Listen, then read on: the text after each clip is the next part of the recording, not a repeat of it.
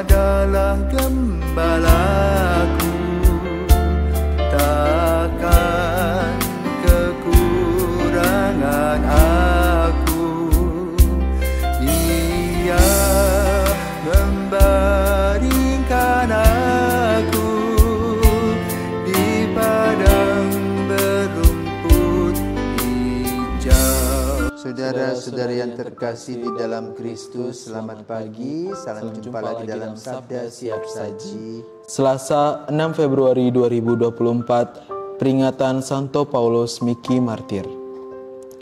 Marilah kita berdoa untuk pemilihan umum Presiden, Wakil Presiden, anggota DPR, DPD, dan DPRD 2024. Dalam nama Bapa dan Putra dan Roh Kudus. Amin. Amin. Allah Bapa yang Maha Baik, kami mengucap syukur atas negara kesatuan Republik Indonesia dengan alam yang indah, subur dan kaya, dengan penduduk yang Bhinneka Tunggal Ika. Tuhan Yesus yang penuh kasih, negara kami sedang merayakan pesta demokrasi untuk memilih presiden dan wakil presiden, serta anggota DPR, DPD, dan DPRD. Kami mohon pertolongan-Mu agar pemilihan umum ini berjalan lancar, jujur, adil, aman, dan damai.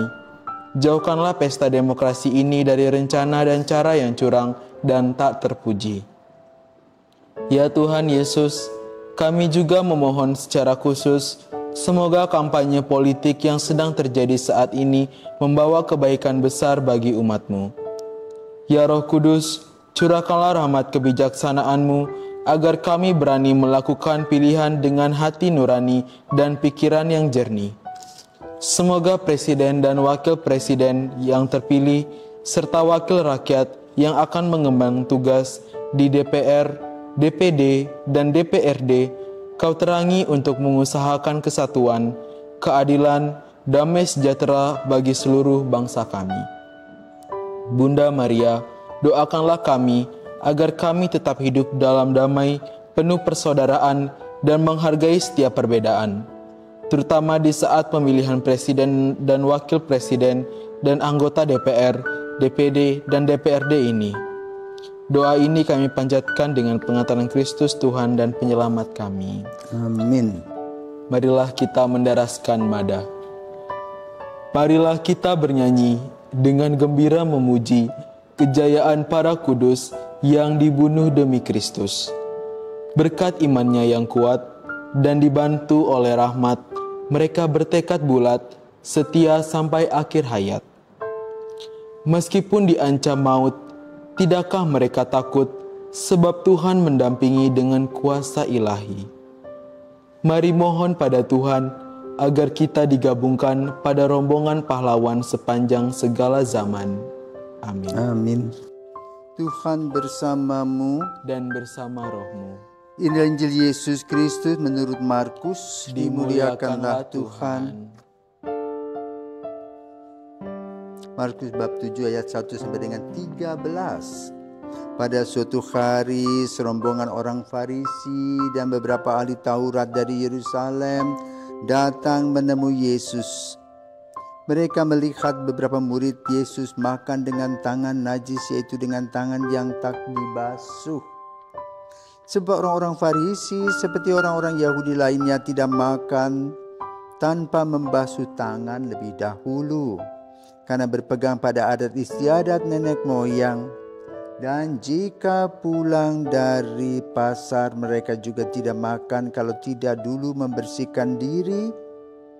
Banyak warisan lain lagi yang mereka pegang, umpamanya hal mencuci cawan, kendi, dan perkakas tembaga. Karena itu orang Farisi dan ahli Taurat bertanya kepada Yesus, "Mengapa murid-muridmu tidak mematuhi adat istiadat nenek moyang kita? Mengapa mereka makan dengan tangan najis?" Jawab Yesus kepada mereka, "Benarlah membuat Yesaya tentang kalian, hai orang-orang munafik. Sebab ada tertulis, bangsa ini memuliakan aku dengan bibirnya, padahal hatinya jauh daripadaku.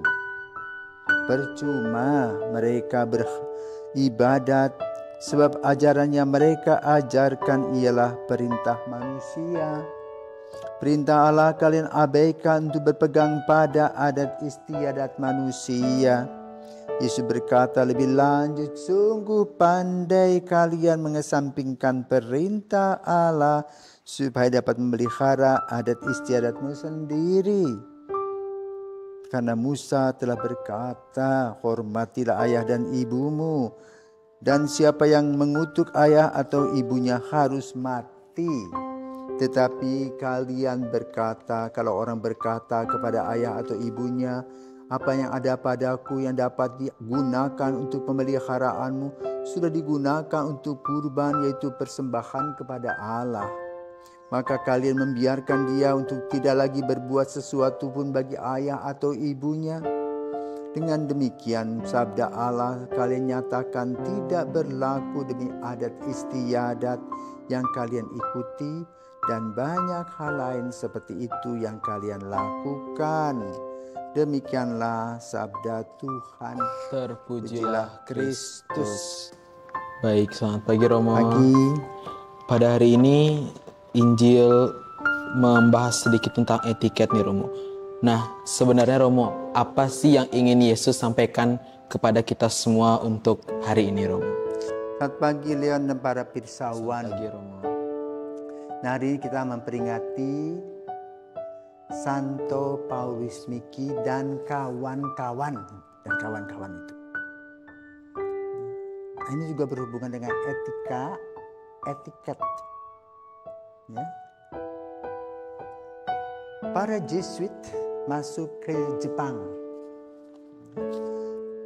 mewartakan kabar gembira. Ya. Itu ada di daerah Azuchi dan Takatsuki. Mereka membuat sekolah seperti Kolese Santo Canisius di Jakarta. Ya. Dari situ baru ada kemudian beberapa anak, beberapa pemuda masuk bergabung menjadi Yesuit, memasuki masa novisiat. Dan salah satunya adalah bernama Paulus Miki. Nah, Paulus Miki ini cukup terkenal karena apa?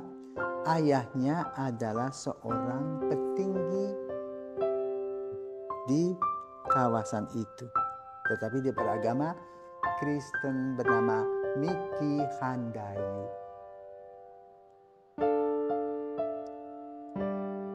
Rupa-rupanya pengaruh itu dari mulut ke mulut. Ya. Banyak pengikut yang mulai ikut. Ada seorang penghasut Spanyol supaya dia bisa berdagang. Kemudian dia menghasut bahwa mereka ini, para misionaris ini akan mengelabui kamu. Mereka mempengaruhinya dengan dunia pendidikan, cuci otak. Ya. Nah, Paulus Miki waktu sudah jadi katekis. Lalu mereka ditangkap pada masa Pangeran Hideyoshi. Ada di sana 26 orang Fransiskan dari Spanyol dan Portugis yang ditangkap, dan kemudian mereka dibumi hanguskan, dibunuh.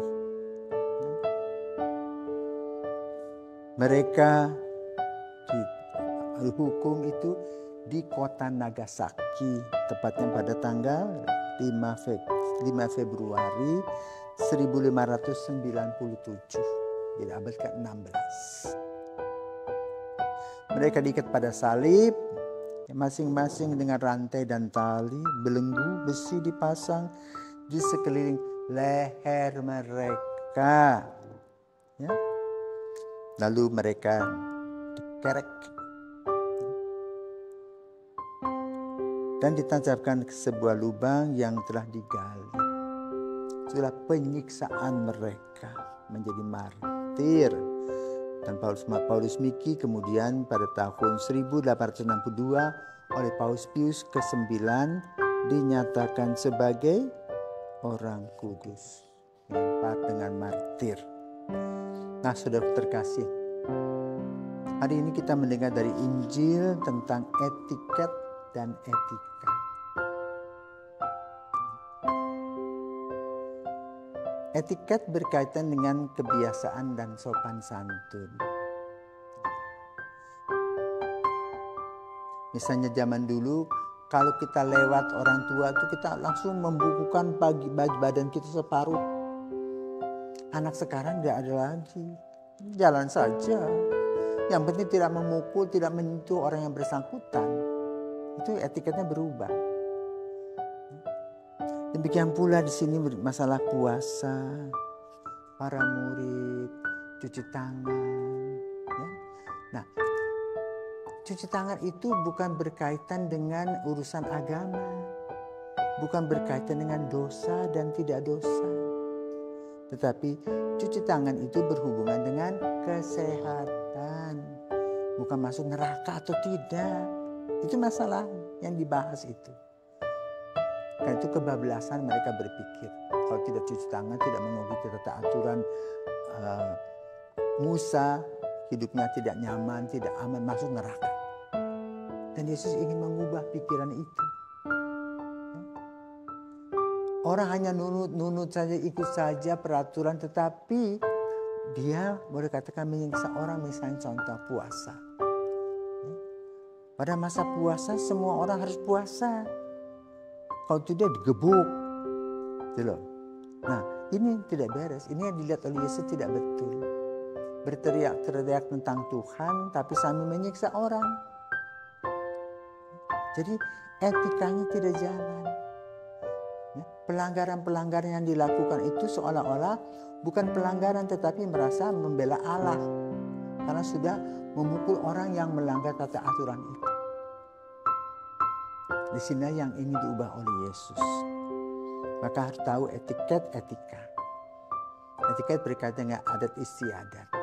Ya, etika berkaitan dengan dasar-dasar dari agama atau iman. Yang itu tidak bisa diubah. Jangan diputarbalikan hanya untuk mencari keuntungan sendiri. Ya. Maka itu kalau kita berbicara tentang etika dan etiket itu ada bedanya. Ya. Etiket berkaitan dengan kebiasaan-kebiasaan, tetapi etika berkaitan dengan dasar dan nilai-nilai moral. Dan inilah yang ingin ditanamkan oleh Yesus agar setiap pengikut Yesus itu tahu nilai-nilai moral. Tidak boleh diganggu, tidak boleh digugat, tidak boleh diubah. Misalnya contoh, iman kita kepada Kristus itu harga mati. Yesus yang wafat, bangkit dan menyelamatkan itu harga mati. Yesus 100% manusia, 100% Allah itu harga mati.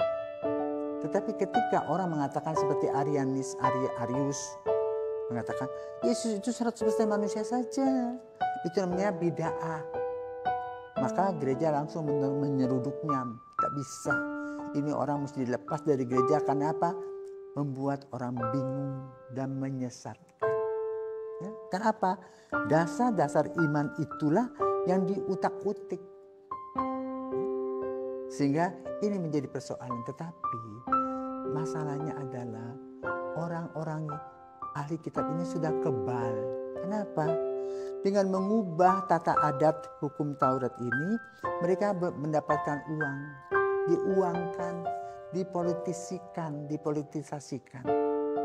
Sehingga inilah keprihatinan Yesus. Orang tidak tahu dasar yang harus dipegang, yang harus tidak boleh diubah, dicampur bau dengan rasa secara subjektif. Sehingga hukum itu kacau. Ya, hanya sesuai dengan perasaan. Itulah yang dibahas dalam Injil pada hari ini. Dan juga Paulus Niki telah menguraikannya. Ya, bahwa mengabdi kepada kaisar itu kalau menolak itu bukan dosa. Ya, bukan kutuk. Gitu. Karena itu ada kaisar yang lebih tinggi yaitu Tuhan Yesus. Maka Paulus Niki mengubah penghormatan itu bukan lagi kepada Hideyosi sebagai kaisar, tetapi kepada Yesus sang kaisar dari seluruh kaisar. Tetapi Hideyosi marah, kenapa? Seolah-olah Paulus Niki itu mengubah konstitusi. Yang menyembah dia harus menyembah dia, kok menyembah Allah. Ini salah kaprah, sehingga apa? Salah tindakan. Membunuh Paulus Miki. Dan sampai hari ini dikenang bahwa Hideyoshi tidak bisa membedakan antara etiket dan etika. Semoga kita tahu tatanan hidup ini, etika dan etika. Di mana ada nilai-nilai moral yang perlu kita jaga. Tetapi ada hal-hal yang biasa, yang subjektif. Seperti misalnya rasa. Asam, manis, dan sebagainya itu amat subjektif. Tetapi untuk kehidupan kita, dasariah sebagai manusia, kita harus tahu antara hal yang benar dan yang salah, yang baik dan yang buruk. Itulah nilai kehidupan. Dan kita akan dinilai melalui pikiran dan perkataan serta perbuatan yang baik dan benar tersebut. Selamat pagi, Tuhan memberkati. Amin.